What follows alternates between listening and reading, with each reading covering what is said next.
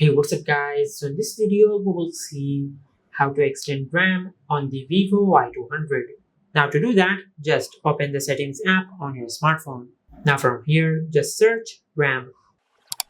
Now from here, tap on RAM. Now from here, tap on RAM.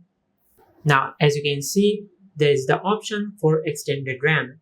Now as you can see, some storage will be taken from your smartphone to extend the RAM of your smartphone by up to 8 gigabytes.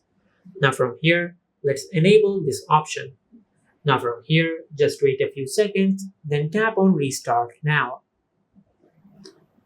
Just like that.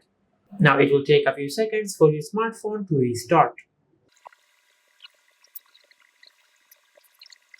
Now as you can see, our smartphone has finished the reboot process.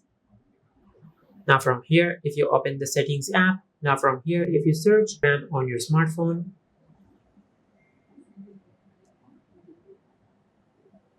now from here, just tap on RAM. Now as you can see, we have a total of 8 gigabytes plus 8 gigabytes of RAM. Now as you can see, we have a total of 16 gigabytes of RAM. Now as you can see, we have successfully extended the RAM by up to 8 gigabytes.